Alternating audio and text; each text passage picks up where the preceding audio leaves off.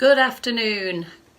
We're ready for our 4 p.m. sway and stretch on Tuesday the 26th of May. So just waiting for people to sign in, get on their names onto the register for today's session. Remember, we're adding movement minutes, and these are extra movement minutes above and beyond everything else that you do, with a bit of crowbarring for good measure, of course. Hello and welcome to those of you that are just watching at the moment, lurking in the backgrounds. Throw us a hi up on screen on your messaging. It's cloudy, and your weather report as usual. So here's your what you need to do. Throw us a message up. Tell us where you're from. And a weather report never goes very far, does it? We all like to know what's going on with the weather. Topical conversation. So just before we get going and we clock up a few more people coming in, hello to you all. Give us a message. Just to remind you, if you need to catch up, obviously we can catch up on Facebook like lots of you have been doing already, but there's an extra way that you can do catch up. And if friends and family as well, people who you know, neighbours perhaps, want to get involved in the mission and they haven't got a Facebook page, then they don't have to set one up. They can just hop over onto YouTube, and you can find YouTube on your smart TV as well as your laptop, your PC or your smartphone if people have got one. So there's loads of ways to get onto YouTube. And if you are recommending YouTube, the search is Later Life Training, Make Movement Your Mission. There's your mission to go out and tell everybody about it. Hello people, so we've got Somerset in, we've got Wales in, we've got Karen from Doncaster, we've got Maddie from Dagenham. Is it the tube though? What do you mean, Bexy? I've no idea. It's the tube, it's the YouTube, if that's what you're on about, I'm not sure.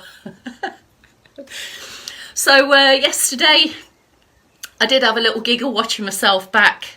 If any of you caught my little fluff of words, my little quip yesterday, it was around 10 minutes 56, if any of you want to look back and just remind yourself of my little giggle. It was quite amusing, for me if not for you. It's not an actual tube, no Bex. I mean, you're the techie one round here, you should know. Hi Michelle from my village, nice to have you along. Bex, you might need to give me the nod when it's 4 p.m. The girls won't let me have their phone again, and we have no such thing as a clock in the house, believe it or not. So we're building our way up to our 4 p.m. sway. We'll be repeating the sway that we did yesterday. If you remember, there was quite a few add-ons that we'd progressed to over time, over the past 4 p.m. sessions. Hi Apostolis, welcome. I love it how you call us the LLTers. We are good here. I've changed my studio around a little bit, so it just looks like somebody's burgled the place because there's so much stuff shoved along to the edges and by the side, so you don't know what's going on behind scenes here. Oh, here we go, a few more coming in. Wendy, Gillian, Sheila's in. Is that the Sheila from the Urban Cookie Collective? Sorry, 80s or 90s group that was. Go, go, go. We've got the go, go, go. So just before my 3, 2, 1, swipe the comments over to the right. Ignore the scare do. Mine's just as terrible as Bex's was this morning. And here we go with our 3, 2, 1. Welcome, good afternoon. My name's Kelsey Leverton, coming from Leicestershire, and very proud to be associated with Later Life Training.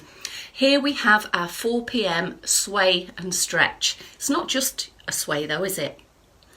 It's functional, three-dimensional, multitasking type movements with arms and legs together if you want to progress to that.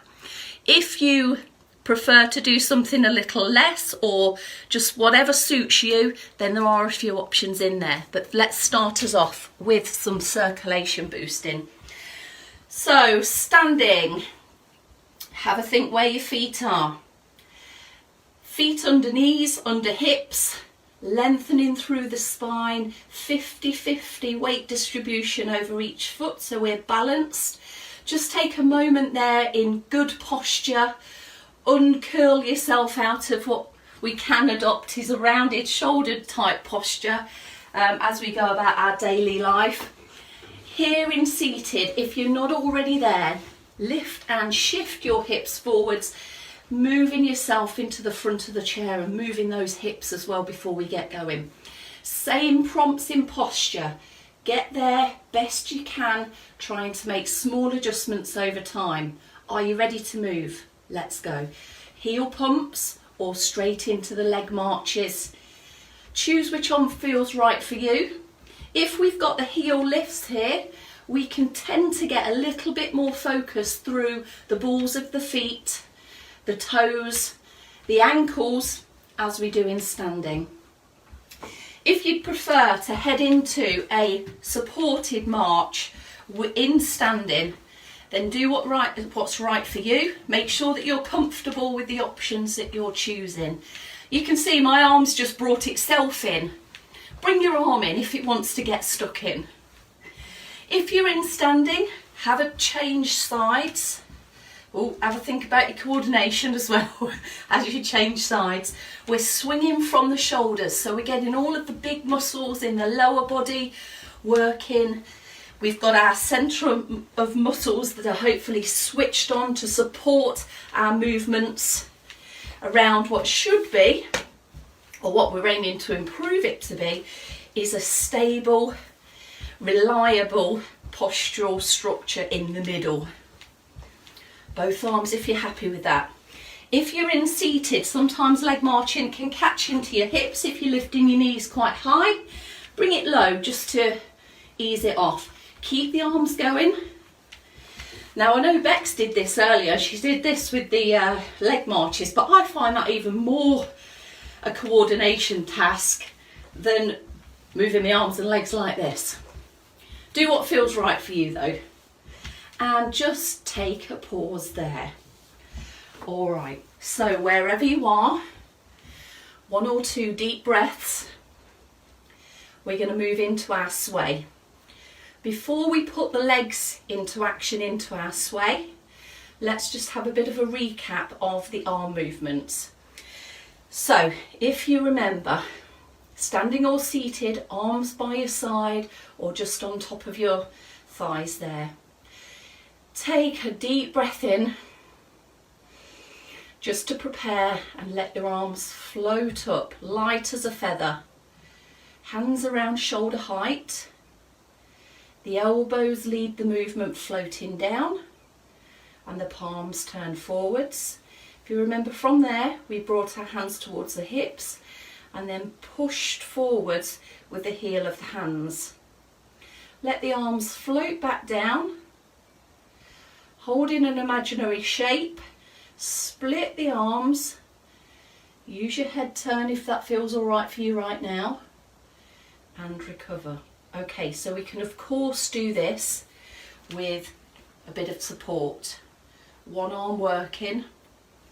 Remember the push comes second, and this is something we've rehearsed movement pattern wise with Bex, and then taking, if you've got both arms, one arm comes up, one arm comes down. But if you're working with hands on support, then you'd just be working that arm in an upwards direction.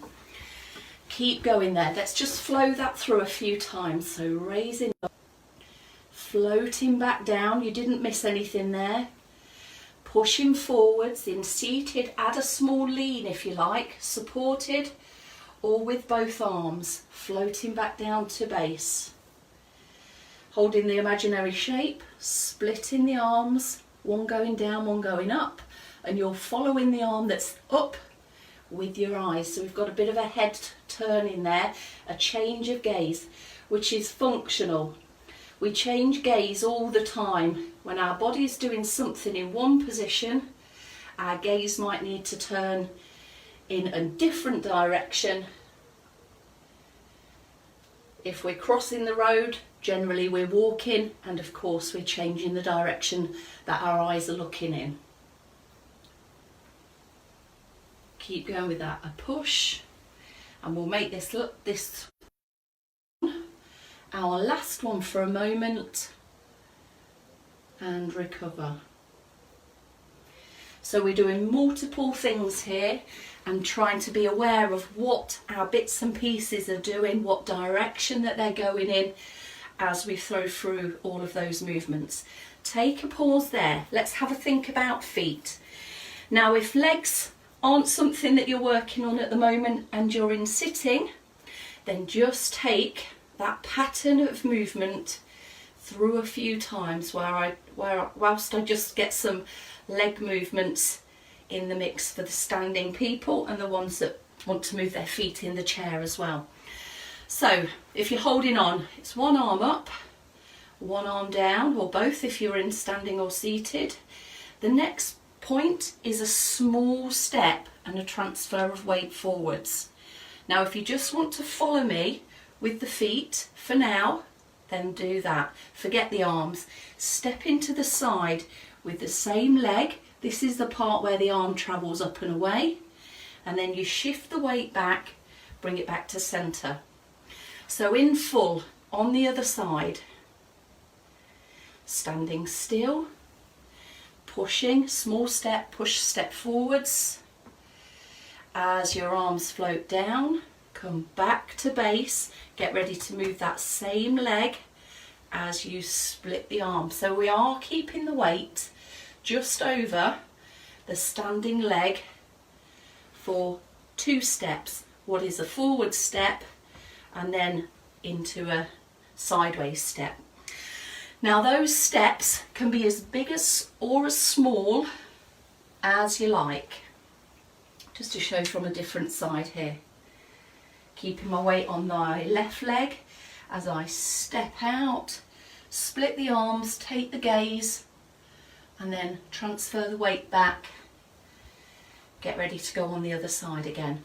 So all of these steps can be done without arms, with some support. Have a think about your foot placement. There's been quite a lot about foot placements throughout the sessions. I said gliding through that transfer of weight. Okay, take a pause there, everyone. Ready for our stretch then. So before we all come down into seated, we'll do the standing calf stretch and give you a seated option as well. So here I've got the wall that I can put my hands against. So come into the wall and you can do 1, 2 or 3 stretches if we've got time. Remember, I'm going to give you a show in seated in a moment, so those of you in standing that could perhaps do another stretch on the other side again, change sides, then that would be fine. So here we've got the heel down at the back, planted, the knee bent at the front, and just a little bend through to that front leg, leaving the back leg straight, and importantly keeping the heel down. That heel down position will keep that calf into stretch. Here we are in seated, so remain upright posture, active in the middle, one leg out straight, just thinking about posture on the top half and pulling the toes back towards you, pushing the heel forwards a little bit if you can, just to increase the stretch there.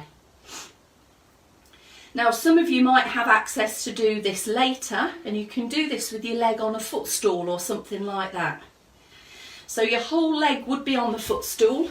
Change legs if you haven't done already, people. Yeah, your whole leg would be on the footstool and you could pull the toes back there. Just see my toes pointing out. Or you could relax your leg and do a little lean forwards into a back of thigh stretch, which is coming up in a moment or two. So, have we done both sides? Did I give you enough time there to at least get one done on each leg? 20 seconds for each stretch here. Okay, those of you in standing, do you want to head into the chair? Remember, put the brakes on. It's not just a sit down, it's a controlled sit down. Training good habits again. I know lots of you are working on the ability not to plonk. Every opportunity, crowbar that in. We're up and down out the chair a lot of times during the day, no doubt. Back of thigh stretch then. So everybody, if you're not there already, if you just sat down, you might need to lift and shift, hip walk forwards. Let's take one leg out straight.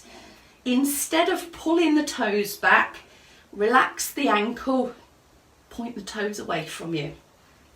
We've got some support for our upper body, hands on bent leg. Lift through your posture, take a breath or two here, and then as you lean forwards, keep your back nice and long. The best that keep it as long as you can, hopefully without bringing your rib cage and your hips together.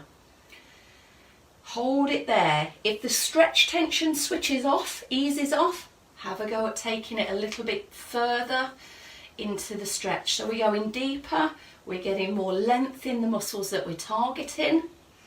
And let's have a change over sides. Just recheck your posture is behaving itself. We're feeling like we're working and active in our middle. The ankles relaxed. We're leaning into the stretch with a long lengthened posture, trying our best to avoid a rounded back. So eyes ahead. Hold it there, breathe into it. Use your breathing to tell your body to relax. Hopefully if it relaxes into the stretch, you can take it a bit further. Take a rest there, just recover and have a pause. Right, I'm just going to move my chair a little bit forwards. I feel like I'm miles away from you. I am really, but you know what I mean. Let's have a think about our chest muscle. So one thing that can pull us into a rounded posture with the shoulders are tight chest muscles, and the front of your shoulder can become tight as well. It's not unusual for these muscles to be short and tight, and if we take our hands back, we sit ourselves tall through the posture best we can, squeeze the shoulder blades together. If reaching back's not so good for you, have a go at either putting your palm or the back of your hand just on the top of your hips and pull the shoulders back and pulling the elbows back as well. So we should still be breathing, holding this stretch. And just take a pause, release, recover, return back to normal. And here we have our last stretch. Upward side stretch. So focusing on the shoulder, the back of the arm is where you'll feel the stretch mostly. Let's take the hand to the shoulder, the same shoulder. Give it a bit of guidance if that feels all right for you. Walking your fingers down the back. You've got an itch right in the middle of your shoulder blades. We're going to try and get round to that itch without getting a pen or another contraption to do it for us. So the aim is, over time, if possible, is to try and progress the elbow so that it's more up at the side of your head rather than pointing forwards. Now if we can do that over time, it might be very, very gradual, then that will help the mobility in your shoulder, the amount of movement may increase for you, or it may be less uncomfortable when you move your arms into certain places. All right, if you're ready for this one, you can either take the lifted elbow option to stretch down your side, or if you release your arm, stretch it up, extra reach high to the ceiling and recover. Just a 2 or 3 second extra reach there. Off we go again on the other side. So have a look, elbows, walking the hands just steadily down towards that itch, that imaginary itch on your shoulder blades. If you get to a sticking point and it hurts to go much further, stick, don't twist. Stick it there and just work through that position. Stretch being felt in the back of the arm, maybe into the side. Let's have a go at either lifting the elbow a bit higher, small tilt on the body here, or taking the arm into a full reach if that feels good for your shoulder. If it doesn't feel good for the shoulder, don't do it. All right, take a pause there. Right, we are all done for the day. Thank you for coming along to our sway and stretch. I have liked this little gig this week. Lovely time of the day. Birds are tweeting, sun's still shining. I'm sweating in here in this cell. Hopefully that was good for you people. Remember, sleeping when it's hot, when you've not been doing your normal stuff for the last 10 meets? What's that mean? Last 10 weeks, should I say. Stuff might have gone out of kilter a little bit. Some of those relaxing, flowing, three-dimensional moves just to settle everything down might just be the tonic that you need for a better night's sleep. Or even if you're up and down in the night, give it a whirl. Stick some breathing with it. And I think my internet's telling me it's about time to go. So thanks again, everybody. Kelsey Leverton signing off from this movement mission for today. See you tomorrow at 4. Bye now.